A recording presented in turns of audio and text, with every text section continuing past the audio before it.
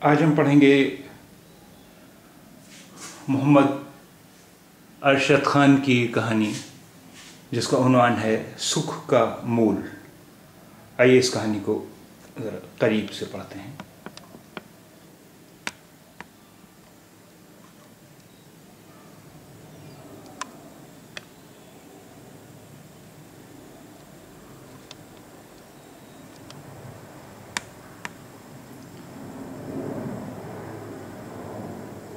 अब्दुल ने अपनी दादी को नहीं देखा था।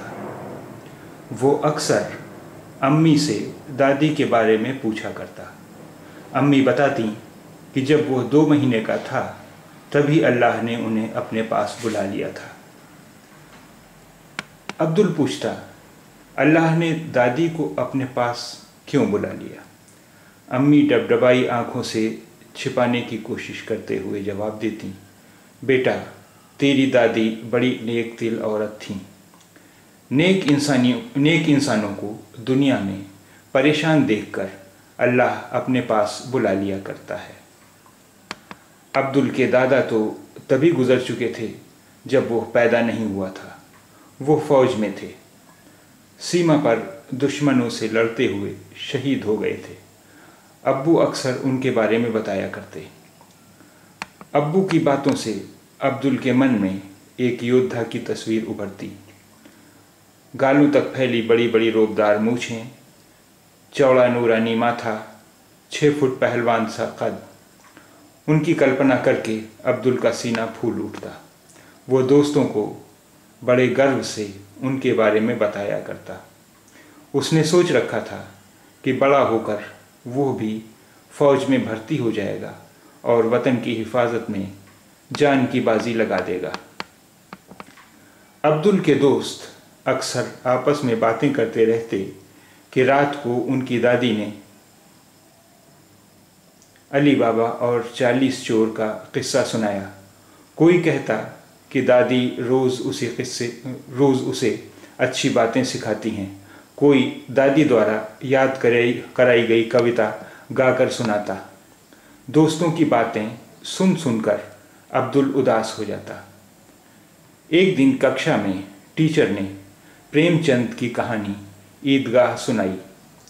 कहानी सुनने के बाद सारे दोस्तों के चेहरे खिले हुए थे। अकेला अब्दुल उदास था। हामिद और उसकी दादी अमीना की कहानी सुनकर उसे अपनी दादी की याद सताने लगी। वो सारा दिन चुपचाप रहा। स्कूल से लौटकर आया तो बिस्तर में मुंह छिपाकर खूब रोया। रोते रोते सो गया। ख्वाब में देखा कि एक चमकदार सितारा चला आ रहा है। उस पर दादी बैठी हुई हैं, सफ़ेद कपड़ों में सजी, बिल्कुल परी जैसी। उनके बाल रुई जैसे सफ़ेद हैं। वह मुस्कुराती हुई अपने दोनों हाथ फैला उसे बुला रही हैं। तभी अब्दुल की नींद टूट गई। उसने आंख फाड़ फाड़ कर चारों ओर देखा। कहीं कुछ न था, न चमकदार सितारा, न सफ़ेद कपड़ों में सजी मुस्कुराती हुई दादी। बस वही कमरा, वही दीवारें और हवा में फड़फड़ाते कैलेंडर उसे मुंह चढ़ा रहे थे। अब्दुल की ही कक्षा में नीरज नाम का एक लड़का पढ़ता था। भोला भाला और हंसमुख चेहरे वाला। मुस्कुराहट हमेशा उसके चेहरे पर खिली रहती। जो भी उससे बातें करता खुश हो जाता। दुख की छाया तो उसे जैसे छू तक न गई थी। एक दिन अब्दुल को उदास देखकर उसने पूछा, क्या बात है अब्दुल? आजकल बड़े गुमसुम दिखाई देते हो। किसी से बातचीत भी नहीं करते, न ही खेल कूद में तुम्हारा मन लगता है। आखिर हुआ क्या है? पहले तो अब्दुल बहाना बनाने की कोशिश करता रहा, पर नीरज के पूछने में इतना अपनापन था कि वो मन की बात छिपा न सका। उसने दुखी मन से सारी बात बता दी।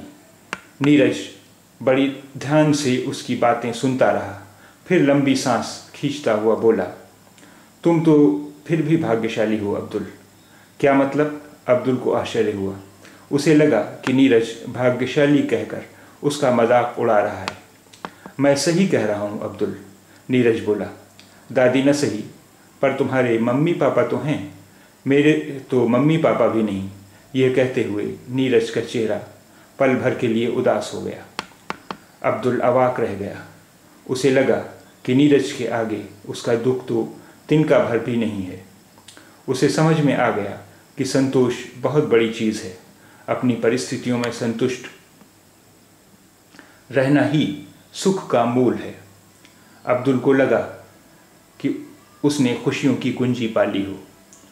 इन्हीं विचारों में डूबे अब्दुल ने जब चेहरा उठाया तो उसे नीरज के चेहरे पर फिर वही चिर परिचित मुस्कुराहट खेलती दिखाई दी। अनायास ही अब्दुल का चेहरा भी मुस्कुराहट के गुलाबों से भर गया। आइए अब इसके कुछ अल्फाज और उनके मानी देखें। कल्पना, तसव्वुर, कल्पना यानी तसव्वुर। गर्व, फ़ख्र, गर्व यानी फ़ख्र। द्वारा, द्वारा यानी ज़रिए, द्वारा ज़रिए। कविता, शायरी, कविता शायरी।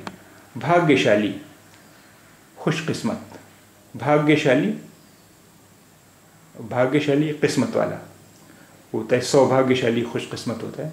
भाग्य यानी किस्मत, भाग्यशाली किस्मत वाला। आश्चर्य, ताज्जुब, आश्चर्य ताज्जुब। अवाक, हैरान, अवाक हैरान। संतोष, सब्र, संतोष सब्र। परिस्थितियों, हालात, परिस्थितियों हालात। मुतमईन, संतुष्ट, मुतमईन संतुष्ट, संतुष्ट यानी मुतमईन। मूल, अस्ल, बुनियाद या जड़, मूल, अस्ल, बुनियाद या जड़। विचारों, ख्यालात, विचारों, ख्यालात। परिचित, शनासा, जानी पहचानी, परिचित, शनासा, जानी पहचानी।